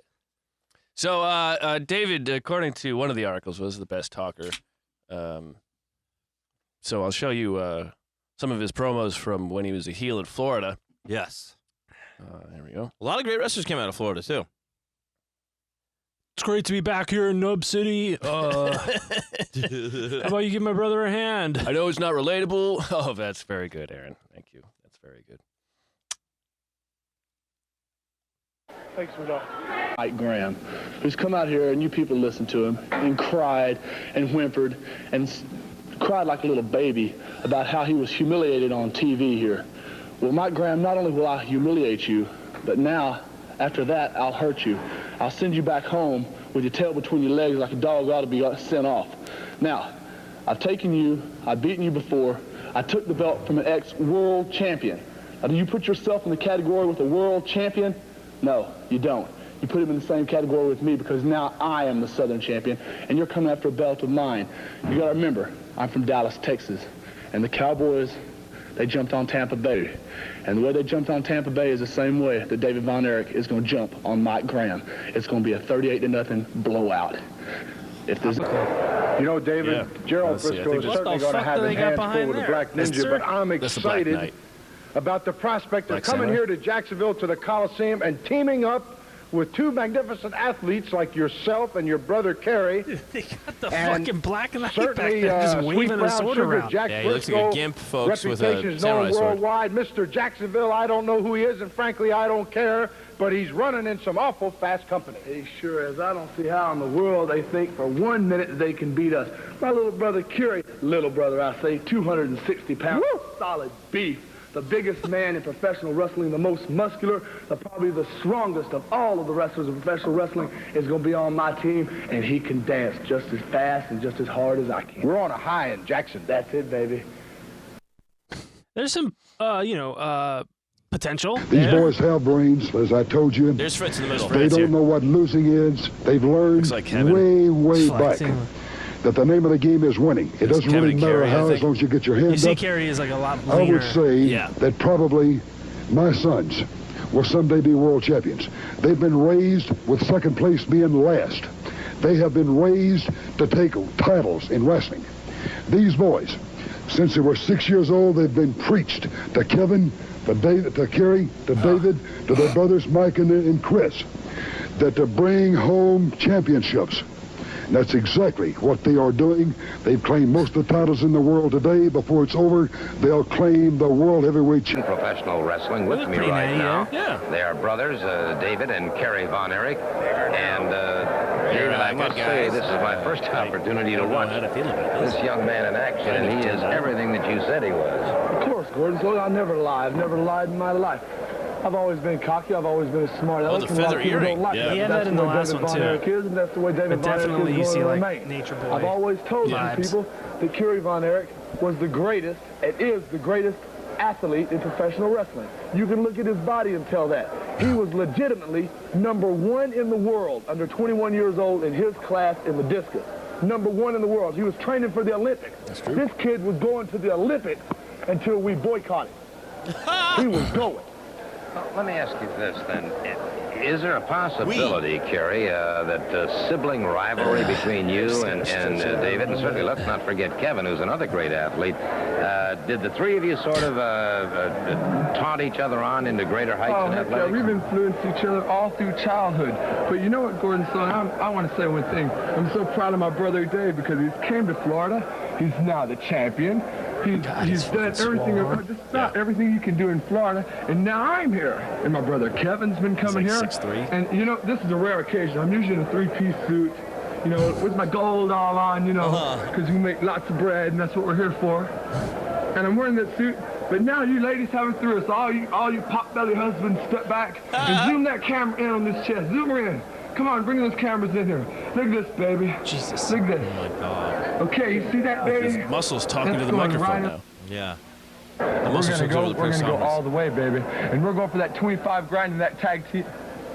Well, all right, I understand, of course, that you and your brother have come down here to Florida primarily to enter the regional World Tag Team Tournament, which is a very critical point. Maybe he wasn't supposed to say that yet? I am a little bit surprised. Okay. Unless you guys want to keep watching, then. These guys are kind of. But, not, like, honestly, not that bad. No. Yeah, and it's all, like, homegrown, homeschooled mic skills. Now when you go through the WWE, that's right, like they put you through a fucking media training program. They hire comedians and improv teachers. It's a whole system. They have writers and writers and writers. These guys that are their dad's self-taught. writing. Self-taught on the mic. But it's crazy because like when I was growing up, it was like like when the first thing I remember seeing was really Tiny Lister around that time doing the Claw on Saturday Night Main Event. And so WWE had a Saturday night show, and it would be him and Hogan. Everybody, it was a big fucking deal. It was on a big network, and then you had like the Saturday morning stuff you could watch, where it was fighting a lot of no names. Yeah, you'd be like it's The Undertaker versus fucking Dave. Yeah, Jack the plumber. Yeah. He gave them that would be too much character. Too much backstory. They'd be like Jack Smith, and they'd be like Jack Smith is a good contender, and you're like, no, he's fucking not. He's gonna get his booted. His name's Jack Smith. He's fucking nobody. But it's crazy because then we would rent the older WrestleManias from when we were kids, and it's funny to think now with what I know about World Class Championship Wrestling that in that time these iconic early WrestleManias. Not the biggest wrestling show in America. No, not even close. It's crazy. Yeah, it really is. So back to it. David has just died, and they from the in the hotel in Japan. In the hotel in Japan, and there was a show that night in Dallas, and the Dallas Times-Herald writes. The rumor of death hung over the crowd like the cigarette smoke in the Sportatorium Arena on Industrial Avenue Friday night. He was killed, one said. Drug overdose, said another. Many dismissed it all as a wild rumor or publicity stunt. And the Von Erich family, were the boys wrestling that night? It doesn't say, but I wouldn't be surprised. That'd be like you got a contract. Yeah. A week after the funeral... This is from Six Brothers. Fritz and his sons taped an interview for a special memorial episode of World Class. Sitting quietly with his sons in a shady spot by the lake, Fritz announced that Kerry would take David's place in the upcoming title match and win the championship in honor of Dave. And he said the duty of filling David's boots would fall to Mike. That was the ugly part, said Kevin. Kerry and I did not want to get in the ring. We were mourning David's death, but it was family business, and Dad was the business manager. And he'd also saying, Mike, we don't think. You're dragging Mike in. We didn't want Mike to do this, but Mike. By then, Mike was already wrestling. But to make him have to fill David's shoes, not good. Yeah. So that's the kind of thing that is played up in the movie too. Is that almost, if some of them kind of get opportunities and don't really deliver, he immediately just calls up the next son. Yeah. And in the case of Mike, it was a thing where he was into music and his brothers were supportive of that as far as the movie shows. And he was more on the side of getting involved in that camera work, which also, like we said, was innovative for its time. Yeah, it seemed like it just seemed like Mike had I'm guessing when you're a big dude, but your three brothers are older than you, bigger than you, already stars, probably going well, I can do something cool. That's not that. Yeah, of course. Do we need a fourth guy who's wrestling? And also, this is a major business. Yeah. Don't we need somebody on the other side? Yeah, exactly. I mean, does everybody have to risk breaking their neck every night? Well, I guess none of them had time to watch The Godfather. They needed a conciliaire. It's true. Well, they got to adopt one. It's true, Aaron. It's a good point. Or you got the tiny guy with the bones. That guy could do the consigliere. That's okay. That's not a bad point. So, tiny guy with the bones. You mean their youngest brother? Yeah, Chris. Yeah. Bones. Mr. Glass. The dad also says that David had gotten a hard lick in a match when he was in Japan, but he hadn't even wrestled yet. Yeah. And so Kerry's put in David's place for the title, and he wins the belt. I believe he beats Ric Flair for the belt. Who does? Kerry does. Kerry does. Huge, giant crowd, somber thing, but like a big. It's still also meaningful for him to have the title. Yeah. For Von Erich to have the title, and it's in David's honor. And TV. Yes. And it is the crowd wants it too. Yeah. And they are kind of like the first family of wrestling. Yes. Because also, like we said, all of these promotions are still part of the NWA. So to give a Von Erich by this time the title is also like rewarding them for making wrestling what they've done for wrestling in general big. Yeah. It's not just that David deserves it, a Von Erich deserves it. Yeah. And Fritz believed one of them deserved it long before. Yeah. But you play your part and you make more money by not giving it to him right away. But Kerry wins the belt, and it's as Laura writes, it was a kind of a victory in David's memory, not a victory for Kerry so much. He held the belt for 18 days. Ric Flair on his podcast said that Kerry. He had a podcast back then. Yeah. Bring your pod game. He says that Kerry should have had it longer. That was the plan. He said he was supposed to have it. He missed his first shot. I don't know where it was, and I don't know why he missed it. I was going over there to wrestle Harley. We were getting paid a lot of money to wrestle in Singapore and then Hong Kong. We flew back into Tokyo. They called me and said, you're going to take the belt off Kerry. And we're flying him over there now. Fuck, they're wrestling in Singapore and Tokyo back in the 80s. Like, truly worldwide. Yeah. I mean, Ric Flair is, like, obviously Hall of Fame wrestler, like, royalty, right? But so often with, like, the guys who were there just before wrestling really, really popped with Hulk Hogan and then, like, going into Undertaker, like, was he making a lot? I know I got the gold watch and all that shit, but was he making money? Yeah, he was. Yeah. Okay. He was. And so on the 30 for 30 for Ric Flair, I just watched it for the first time very recently. And so it was kind of a thing where they said at that point, for wrestling fans, they viewed Hulk Hogan and the WWE stuff as for children. It was literally on Saturday mornings. Right. NWA. It was for selling toys. NWA was the shit where it could be a little sleazier, a little bit more violent, a little more class warfare, stuff like that. And they were like, yeah, fucking Flair was the fucking man. And if Flair's wrestling for a championship for WCCW, there's so much money going through this place. Yeah. He's going to get paid well. Oh, yeah. The part of the reason I asked that is for what I explained earlier, but also, like, up until a few years ago, you would see fucking 70-year-old Ric Flair putting on Speedos. He blew it all. Uh-huh. So that's why he stayed active, like, long after he had a very poignant, like, retirement match, and why he's now showing up in rappers' videos. He doesn't even know who they are, you know what I mean? And he does a podcast, and, probably has a vodka or something. Exactly. Yeah, he blew all his money, but also part of Mr. Flair, you should have invested it in T-bills and bonds like I did, the working class hero that I am. And not T-bones. But alongside blowing it, it was like he also took care of his families. Families? Yeah, because he's got the one in Singapore and the one in... Yeah. But yeah, he blew all of his own money. Okay. So, now Laura writes that it seems like maybe they took the title from Kerry because he the drug use. Maybe they didn't feel like he was trustworthy to keep the title. How was it taken from him? He only held it for 18 days. Well, they can tell you're losing the title. And that's what you mean. Part of the storyline for the next match was he loses it. Well, no, yeah. I mean, so Flair was surprised that he only held it for 18 days. Right. But they called him. NWA called him and said, "You're losing it. That Kerry's losing it, and you're winning it. Wow. You're gonna face him again, and we're flying him out there for you to beat him." Okay. And he was probably, like, I think he was known of all the brothers to go the hardest party-wise. Yeah. And probably after his brother died, he was going, like, extra hard. a little too hard. Yeah. Laura writes that, was it Kevin? Yeah, maybe even Kevin, too. Kevin once crashed his car into a lake. The next day, he had a new car. And You gotta have a car. yeah.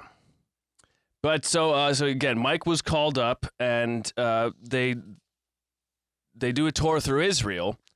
I don't know if all the brothers were there. It was just Mike, and Mike wasn't a bad wrestler. He wasn't as good as the other guys, but he wasn't a bad wrestler. But during the tour in Israel, he injures his shoulder. And Kevin, in an interview with The Guardian, he said that it looked like it had been chopped with an axe. The fuck? God damn it. And he has surgery in Israel, and they bring him back to... It was injured in a match? Yeah. He has surgery in Israel, and they bring him back. He's released, and he's in good condition. They bring him back to the U.S., and he falls ill. And they bring him to the hospital. His temperature hits 107. Dude, that's brain damage. Doctors diagnosed him with toxic shock syndrome, and he was close to death. And Kevin, in the Vice documentary, I think, tells a story about this priest coming in, and he's like, God, if you don't do this, I don't believe in you. Oh, yeah. And Kevin's like, I think that I was like, I think that's a little too far. Yeah. Jesus, Father, I brought you in here to... Because all the doctors are like, he's close to death. You should say you're. And the priest comes in and does this whole story. I refuse to give this man his last rites. And that was Ric Flair. No, and it's a one-on-one with me and the man upstairs. And I'm ready to take it. I'm blasting right through St. Peter and the gates. I'm ready to go over to the other side. I'm giving a suplex to the Virgin Mary. I'm gonna bring out Mephistopheles. And we're gonna tag team the Holy Ghost. Here comes Lucifer with a steel chair. Oh, here he comes, oh.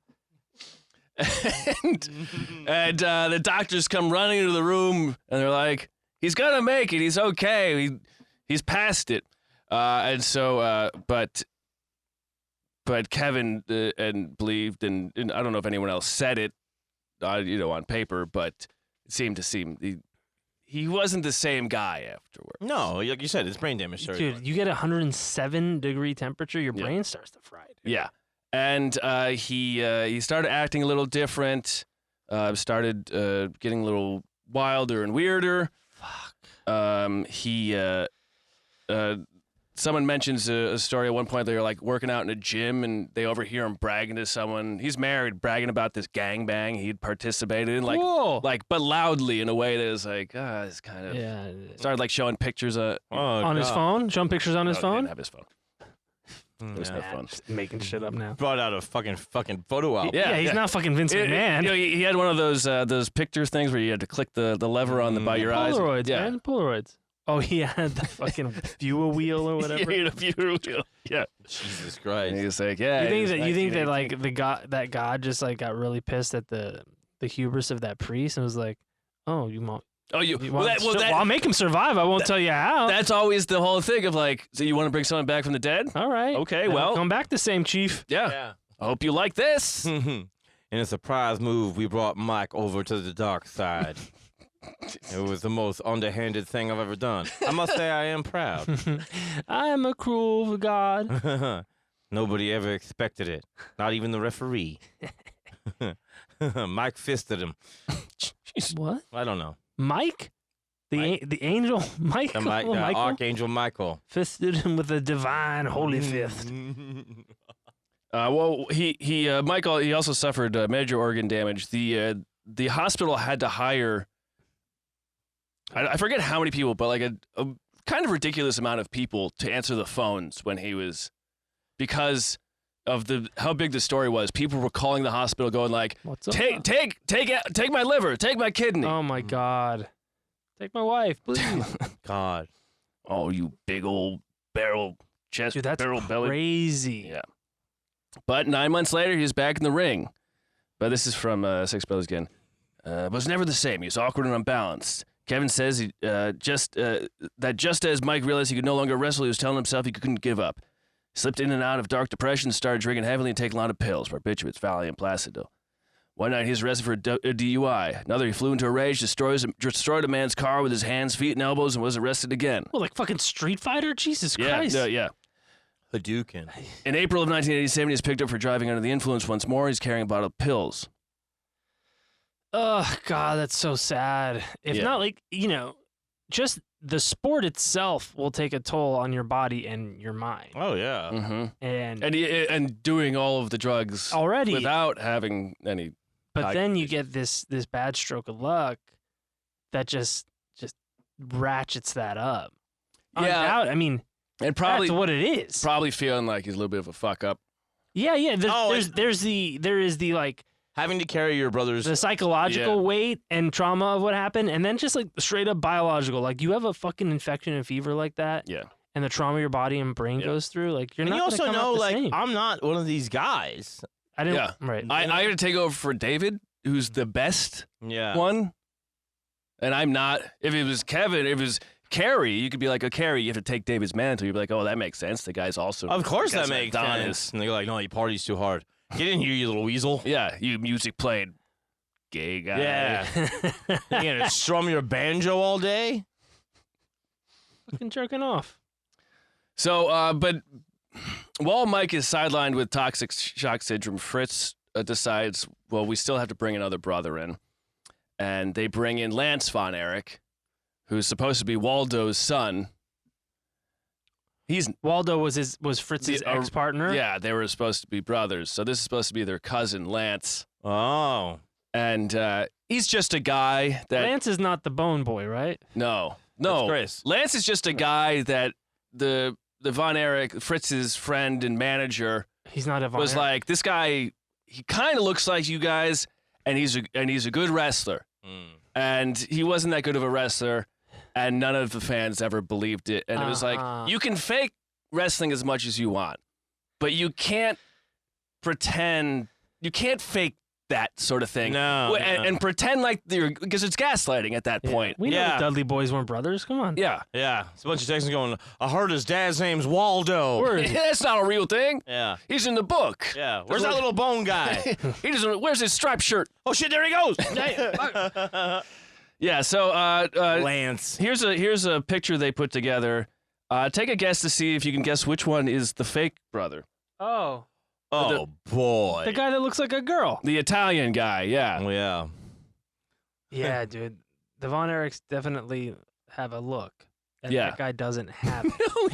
He's not too far. He's not too far, but you can, like they try to make him I think their cousin, which is okay, but it's not. It's not good. They try and do their hair the same way. Well, you know what? In the same vein, there's a thing where you go like, to get more accepted is to admit you are an other, but you become an honorary, such as Jim the Anvil Neidhart. You know what I mean? He's not part of the Hart family. What? What did you just say? Jim the Anvil Neidhart? No, we don't know that. Oh yeah, he was the guy. He's the guy in the samurai costume. He had the goatee. He was always with Brett, like when they were tag teaming. He was like, he was always stroking the beard. Oh fuck! Well, see, that that's gave me nightmares. That's probably the lesson they learned from this, because I think you're right. Like if they had pretended like this guy showed up out of nowhere and like saved one of them from a beating, and he's like, I'm nothing like you, but I'm kind of you. Yeah. And they're like, oh, We're okay. the same. Yeah. Brutus the Barber Beefcake. Yeah. The Tara Patrick to fucking Brianna Banks. You know, it's like, dude, like you don't have coming out of the glove box. You don't have to be, a member of the Hogan family. You can just be a guy that cuts hair, a simple barber. a simple barber. That somehow has garden shears to do it. Mm-hmm. You don't actually have to be British to be a bulldog. That's right. It's true. Yeah. And Gene doesn't have to be mean. Is the British bulldog not British? I don't fucking know. Probably not. That'd be funny. He's like, I'm from Butte, Montana. So, Lance didn't work. No. There wasn't, no one, the fans didn't like it. Kevin and Carrie thought they voted it down, but Fritz did it anyway. And after a few months, he admitted that he was never Von Erich and promised never speak his name again. Yeah. Good. Not a good look. You like to do something to take advantage of the audience trust and knowing what is fake. fake. Really not accept it, and then to have special fuck up. Yeah, and then to have to admit it and say I'll never say it again. You're like, Jesus Christ, man! Like, but also like just build up those other two brothers. Yeah, like they have something to fight for. The Texans. You don't need three. Yeah, you go like they're fighting for the brothers. Have them do a 3-man tag match with just them, and they win. Come on, great, Matt. Write that down. I just thought of it, man. So, in '86, Kerry gets into a serious motorcycle accident. Kevin said he was speeding around wearing only like gym shorts, and he might have tried to jump a cop car.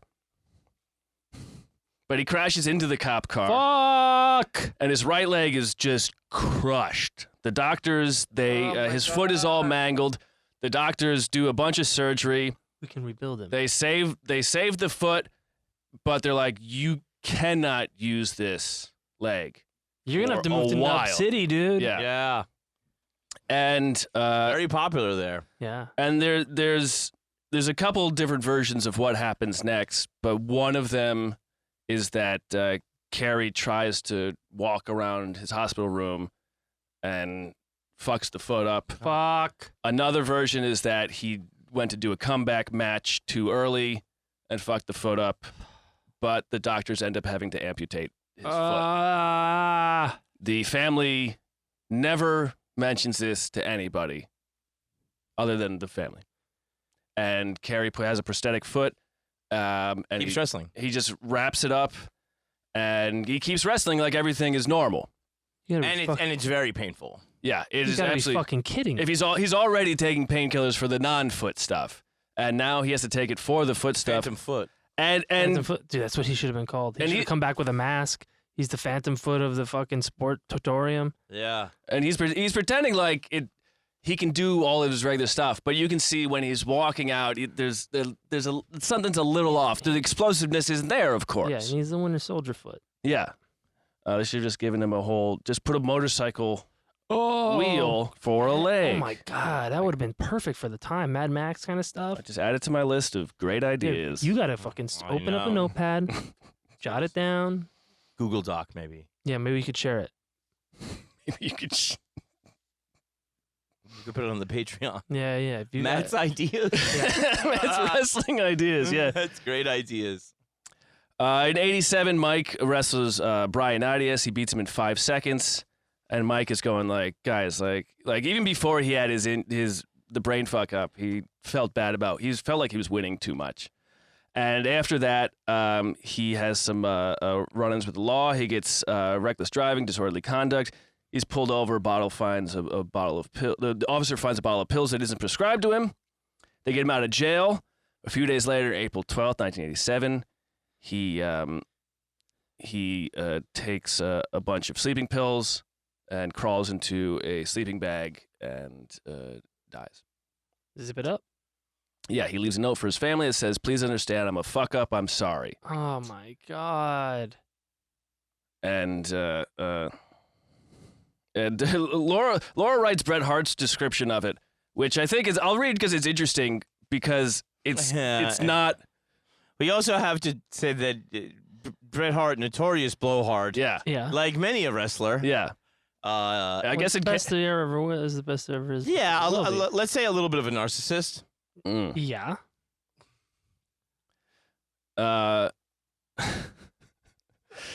He writes, Mike Von Erich, the second youngest of Fritz Von Erich's 5-son wrestling dynasty out of Dallas, committed suicide by overdosing on Placidil. He left a note saying, Whoa, slow down. Sorry.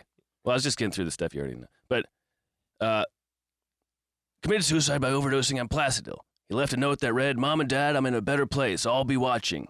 He was high when he zipped himself inside a sleeping bag that he filled with rocks and rolled himself out into a small boat and drowned. Are you fucking kidding me? Yeah. What? Yeah. Well, he is. You've said, he took sleeping pills and got into a sleeping bag. You didn't say you got into a fucking boat with rocks. You didn't say it was filled with sleeping rocks. Yeah. I stand with sleeping rocks. Oh my God. We also have to make another. He really is sleeping with a fish. Another document of Aaron's. Yeah. Apologies Aaron needs to make every episode. Yeah, that's our other shared doc on Patreon. Yeah, you can add to it. I'll never see it.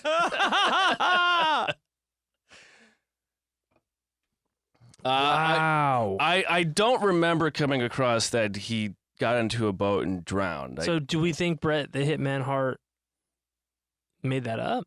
Yeah, I'm pretty sure. Or just misremembered it. Yeah, or it's a thing where like you've gotten used to telling the story. And now you believe it. Yeah. Yeah. Wow. That is fucking devastating. Yeah, I mean, according to Six Brothers, he just drove out to a spot on Lake Dallas where he played as a kid. Climbed into a sleeping bag and took enough pills to ensure he'd never wake up. Oh my god. So there's nothing about going in the water. Right. Okay. Or filling the bag with rocks. That's over. Oh, he probably just heard the lake thing and then made it up. Yeah. Yeah. And also, well, as a hitman, that's what he would do. And also, he probably heard it second or third hand. Like it's just like all of these wrestlers are just in a locker room getting dressed or undressed and oiling themselves up. And yeah, Bruiser Brody was like, if I was there, I would have made it look like a murder. The fish got him. Anyways, can you oil my ass up? But I'm glad that Laura added that because she definitely has Brett's autobiography and checked to make sure to see what the Hitman had to say. Such a pain in the balls. But you never, someone would go, no, the Hitman, he said. Yeah. Now, Mike had been closest to Chris, of course, because they were the two youngest and the two guys that, Chris wanted to wrestle, but Mike didn't really. But that one, Mike's suicide, it really gutted Chris. And, he grew to be 5'5", and you saw the pictures of him, and you never really put the muscle on. And but he still wanted to be a wrestler, so Fritz would let him do stuff, around the ring, work the cameras, have like a shouting match with some other cool people. Some lady in the stands. Yeah. Watch the gangbangs. Yeah. In the put on VHS. So Chris in the early 90s, either 90 or 91. I think it's 90. He becomes a wrestler. And he has a feud with a guy named Percy Pringle. Yeah. He does some tag team matches with Kevin and against Percy and Steve Austin. But, Chris would battle with Pringle, and then Steve would come in, and Chris would tag Kevin in to get Steve. I hope so. Yeah. But fans did like whoop ass. Fans did like Chris, and they cheered for him. Yeah, because it's like here's it's like a little Wolverine in there. Yeah, man, that's pretty cool. That's nice. But he got injured easily. One time he's got brittle bones. He had his head ran into the ring apron once, and he had a headache for 5 days. Oh God. Stone Cold cracked him open a Budweiser just to ease the pain. Yeah. Drink this. Why? Stone Cold said so. Let the suds get on down to the brain. It'll build your bones, brother. And in 90, Kerry gets hired by the WWF. That's right. But he... In what year? 90. But I don't know if it was a McMahon thing or what, but he doesn't do the Von Erich. Instead, he becomes a Texas Tornado. Oh. And his finishing move is like a discus spin. Okay. But it's... That would also be like a McMahon thing, probably about like, Fritz didn't do business with me. He can be very vengeful. Don't bring that Fritz. He can be very vengeful that way. But he would also know that they would bring enough profile to add something. And also around this time, the gate receipts for the Von Erich, the WCCW is not as big as it was. No. After losing David, things were still kind of okay, but after losing Mike, there's a little bit too much chaos. And WWF is on the rise. And WWF is, Because didn't McMahon unite a lot of markets? Yes. Well, he would buy them out, yeah, really. He'd buy them out. And then, in the form of uniting. Yeah. Yeah. Also take over. Okay, got it. Well, it was a thing, too, where, you go, they would be... I mean, I don't know how long he stayed with ESPN and all that shit, Fritz, but Vince really started going into every market television-wise. So yeah, so he expanded in a way, and probably some of that is also because they had the kids following them when they were younger. Then as they expanded, those kids were 15, 16. Yeah, so that probably helped too. Whether he meant that or not, I doubt. And then also you have the emergence of WCW around that time too. Yeah, which is a total product of NWA. So, but Kerry's in the WWF. He doesn't have a great time there. I mean, he doesn't ever get really big. No, he doesn't have a fucking foot. He's missing his foot, and I think Kevin would say that it was just like he shouldn't have. He couldn't do it. He just couldn't do it. You see those matches, the legendary matches, right? there's no way Carrie could have been doing fucking Hell in a Cell and falling through all that shit and pretending. But the body was still. Could you imagine if the foot fell off in a match? Well, that's the fucking thing, right? Yeah. It would have been incredible. Yeah. Just don't tape it up so good one day. Oh, fuck. And then he's still fighting. Oh, God. Add that to my list. But yeah, Vince was so into appearance that I don't think if he could get Carrie at a bargain, he definitely would. Yeah, and it said that Vince was probably the only one who knew about Carrie's foot. Yeah. Wow. But Carrie also starts doing more painkillers and cocaine and other drugs. He does win the Intercontinental Championship for Mr. Perfect. That's right. But he loses it again 3 months later. And he also appeared as a prisoner in the comedy film Problem Child. Oh, my God. Yeah. Yeah, you want to see? Well, here's a... Laura included a clip, a picture. Oh, my gosh. Wow. That's when the problem child goes to prison. Yeah. He's that much of a problem child. And it oh my God. He looks like a jack dude. Looks like a Von Erich. Yeah. A little older.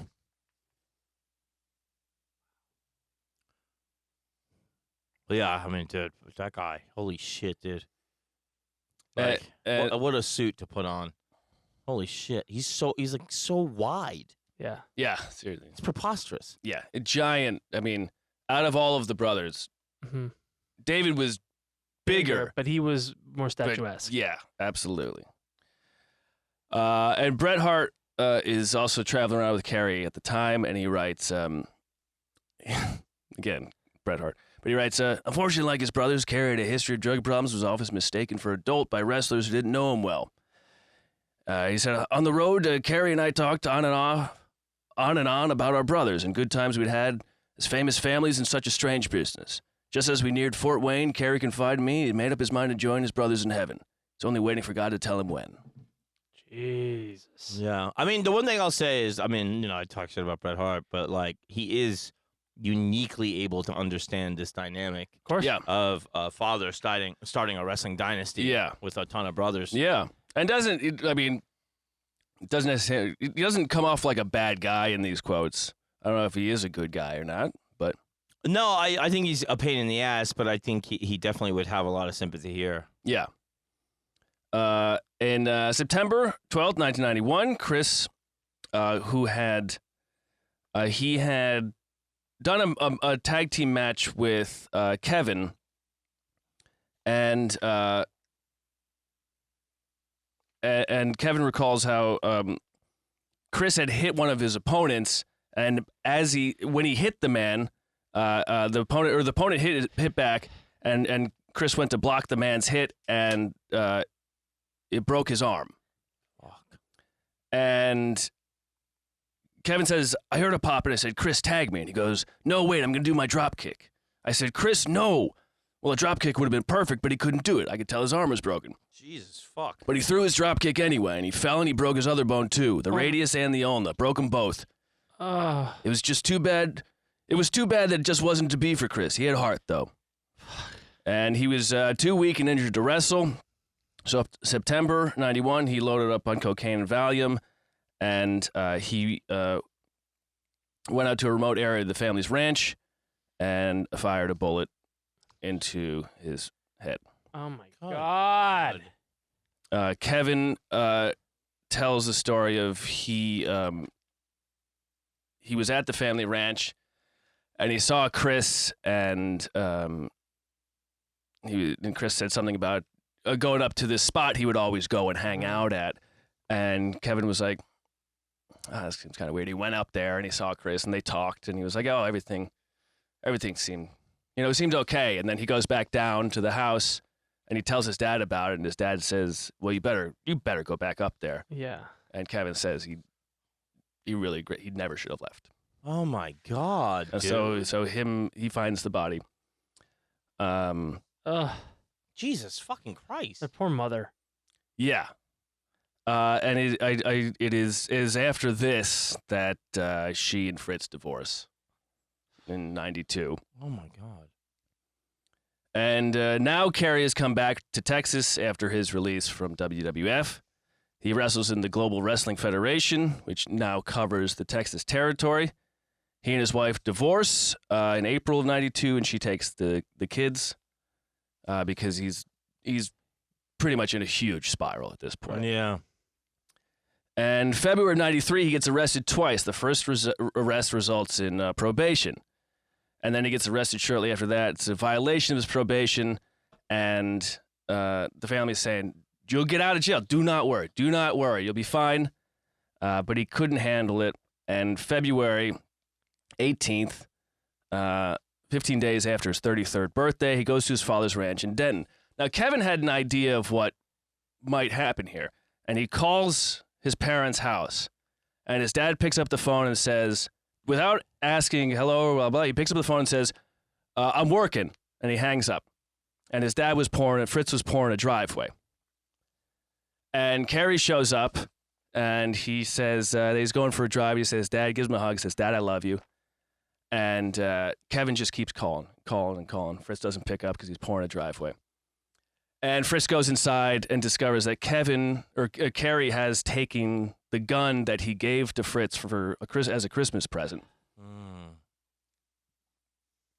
And Kevin goes to a tree that in the field that all the Von Erich boys had played around as kids. Tied up too. Yeah, and he takes a .44 pistol and he shoots a single shot into his heart. Oh my God! And Kevin arrives on the scene and he says it's the most peaceful he ever felt his brother looked. Oh Jesus! And Doris also said that Doris actually thinks Chris committed suicide by accident. She says she doesn't think he would have did it on purpose. That shoot himself in the head. Yeah. Yeah. No. But Kevin, common accident. Kevin in the Vice doc, he says after the Kerry one, he said, "I used to have 5 brothers, and now I'm not even a brother." Yeah.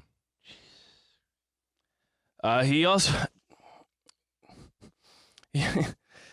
Kevin seems well. Okay, I'll touch on Kevin after we finish this because Kevin seems like incredible dude in various ways. That weekend after Kerry's death, Kevin was booked to wrestle at a venue. Kerry was booked to wrestle at a venue, and as Laura writes, Kerry was actually supposed to wrestle the Angel of Death. Oh fuck! Oh my God. And after Kerry's death, Kevin, he stopped caring. He officially retired at the end of '95. He'd make sporadic appearances in the ring in the 2000s. Fritz eventually he was diagnosed with lung cancer that spread to his brain, and he would die in '97, not long after almost killing Kevin. They were watching football or something, and Fritz pulled the gun on Kevin and said, "If you had any courage, you'd do it." And Kevin goes, "I know that's just the cancer eating his brain. That's what that is." Maybe. And he yells at him, "Put the gun down! Put the gun down!" And he won't. And Kevin just runs out of there. But he's with him when he dies in '97. Fritz Von Erich was cremated. His ashes are interred in the same plot as Kerry. In 2009, the Von Erichs were inducted to the WWE Hall of Fame, I think, by Bret Hart. Wow. Kevin, Doris, in one of the articles, she mentions how Kevin, one time they were walking past, they got out of a show and he had a bunch of money, and some guy was, poor, and so Kevin dropped some money nearby and then was like, "Hey, buddy, did you drop some money?" Because he was like, "I don't want to embarrass him by giving him some money." And Kevin also, he jokes that he's telling a story about Chris, and he says, the last thing that went through Chris's head was my thumb, because when I found him, there was a big hole. And he goes, I know. A lot of people might think me like a sick guy, but he did the Iron Claw. I grew up with these guys, and it was always that's how we talked. Yeah. He's like, if you don't, he would have loved it. You don't make yourself a victim if you can handle it like that. Yeah, it's true. And he says, he has this quote at the end of Wrestling with Tragedy, one of the articles, and he says, Kevin says, he says, I'm from the country, and last winter there were persimmons growing on a tree. Well, persimmons drop off during the winter. They fall to the ground and rot. The wind was blowing hard, and this one persimmon, it hadn't fallen off. And it was the dead of winter. I was thinking, I'm like that persimmon. I'm not going to let go of the vine. The wind's blowing, it's killing me, but I'm not going to go. He said, I didn't have a choice. What was I supposed to do, lay down and die? I'm a family man. I have kids. Times where I thought, can't stand this anymore, but I think God strengthened me, and I can take it. It's great now. I have everything a man could want. I have children, a beautiful wife who takes care of my kids, so I'm free to do the dad things, play catch and things like that. I think things couldn't be better for me. Wow. Yeah. And I looked at that persimmon and said, if you had any courage, you'd fucking do it. That's some dark fucking shit, man. And two of Kevin's kids, one of Carrie's kids, have become professional wrestlers. Cool. Wow. Wrestled in the WWE. Girls and boys, I believe. Yes, one of Carrie's daughter. Do and, they go by? They can't go by Von Erich. No, they do. Oh, great. Yeah. The WWE, like once, like I said, like so. The first exposure I had to this is, and this is, I mean, part of the shrewd. You have to give it to Vince McMahon. He's like, oh, wrestling is a history. Yeah. So when he cannibalized these things, he would buy the video libraries, right, and then he would make a documentary, right, about something like World Class, which of course is basically this story. Mm-hmm. But you also get everybody to kind of get paid for being a talking head in it and stuff. So, but then he would also wield that as a carrot for a lot of people, right? Like, or stick. Yeah. So they said that was kind of the thing of the way. I think he did that to Bret Hart. No, he was threatening to do it with Bret Hart, basically through how he did the Ultimate Warrior. Right. Because he did a real hit job documentary on the Ultimate Warrior, and they said that they thought, in hindsight, that it was basically a warning to Bret the Hitman Hart, like, hey, you got a big legacy here, bro. Like, we can kind of... shame something happened. Right. Yeah. But then, even then, at the end of the day, like, Ultimate Warrior came right back into the fold right before he died and got inducted into the Hall of Fame and stuff. Came out from parts unknown. Yeah. He came back from January 6th, and he said... But, yeah, that was the first time I saw it. My brother showed me WWE's documentary about World Class Championship Wrestling, and I heard that story, and I was like, oh my God, I had no fucking idea. First of all, I didn't have any idea. Like I said, there was a rival television thing. Yeah, right. That was superior in its day, and I didn't have any idea that there was this tragic family story at the heart of it. Yeah. That kind of blew my fucking mind the first time I heard it, man. I was very excited when I heard, A24 was going to make this movie with them, and it was going to be fucking, what's his name? Is Kevin. Oh, Zac Efron? Yeah. And he's fucking great in it. Yeah, he unexpectedly got that face. He's really so good in it. The Guardian article says that the movie didn't reach out to Kevin about making the movie. Oh, really? But he is doing, like Laura said, he's doing promo for it, so. Yeah. So hopefully there's some sort of. And we should say that the movie, I think you and I were talking about before, like the reality of the story is so sad and depressing and over the top that they only cover what, two brothers? No, they cover. I think they just leave one brother out. They leave Chris out of it. Okay. And I think they don't cover the. They don't do the Nazi stuff, right?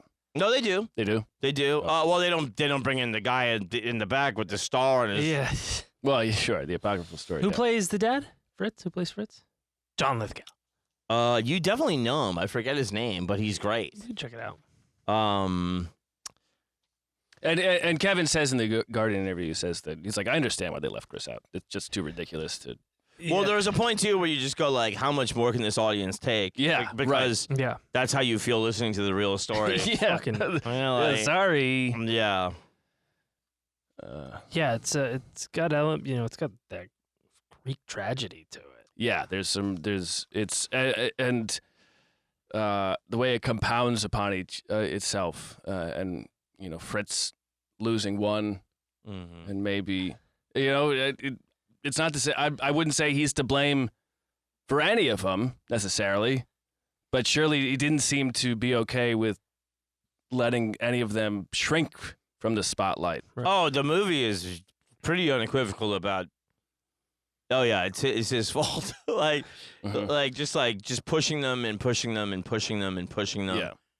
Especially after you're like, bro, like you have the wrestling promotion. Like you don't have to throw your sons into it. Like you can just make a good wrestling product. It doesn't. It doesn't have to victimize your son. You'd be like, I would be proud if my kid, but it was like, no, even if you don't want to do this, like you get the Mike one is definitely bad. Yeah, and they should have never let Chris do it. The movie also plays a lot more into the idea that he played favorites and made the sons compete with each other for favor. Yeah, and basically like the movie plays a lot with like how they really did love each other, and don't forget like imagine you're 5 boys out on a ranch, like. You're each other's best friend. You're each other's best friends, and that part of that thing of like I just want to be with my brothers. Yeah. In like the suicide thing. Yeah. And how they choose to do it at home, like on the land, kind of speaks to that too. Yeah, very much. It's like it's like the happiest times I had were here. Right. And so, yeah, it does seem like he pushed it way too far. Yeah. I mean, he. And then they all pushed themselves too far. Right. It starts somewhere, though. Yeah, sure. The mindset gets drilled in and whatnot. Well, I mean, I really think you go like, okay, so Jack, accident. Even David's death, accident. Probably taking too many painkillers, but every wrestler was taking painkillers. Sure. Yeah. And that's why Bruiser Brody was like, find the big bag of pills and flush them, because that's what I want someone to do when they stormed into my room. Right. It's not like David was taking more painkillers than anybody else. And so this is the thing too, and I don't know if this is the real thing or just a movie being a movie, but the idea was that like he didn't get his due in wrestling. Who? Fritz. So he really wanted to make sure. That that doesn't seem right. That doesn't seem right. I think that is that's just storytelling. Yeah. It's always because he was big, right? And he chose to stop doing the East Coast, and it's the rumors they stopped trying to tour the East Coast because he didn't want to be around the East Coast anymore because that's where his kid died. Mm-hmm. And then he had a huge run in Dallas and in Texas in the middle of America. Yeah, and then to be the kingpin of this whole thing and his sons, it doesn't make any sense to me that he would feel slighted. I mean, it makes for a compelling. There was a autobiography he did with someone else, and so maybe I don't know. Maybe it touches on that. None of the shit I read. The Texas Monthly, 6 Brothers, and you know what's funny in that too, and I don't know if it was this documentary or another one my brother showed me about another thing that Vince McMahon swallowed up, another regional promotion. It could have been this one, and they might have had Fritz in it. I don't know, because you said he died in '97. Yeah, there was this thing where, and I think this was kind of common among the regional guys that were in charge. They were like, "I like Vince Senior," and they're like, "I don't like the son." Because basically he came for all of them. Yeah. It was like he got Hogan after Rocky III, and then that was a big thing. And then he started taking it over TV, and it was just like, bam, like they just started falling. Yeah, I think it was '84 that Kerry was voted the most popular wrestler in America. That's wild, man. That seems late. Yeah, over Hogan. That's fucking nuts. Because I feel like that's after he fucking body slammed Andre. Yeah. Which I think was like '83. At what, WrestleMania 2? 3 is when he did it, and in front of 75,000 people. And millions at home. Yeah. But I think even, I don't know if ever since that live event has been duplicated. Really? Numbers-wise, yeah. WrestleMania 3 was fucking insane. It was fucking nuts. I feel like it might have been Chicago.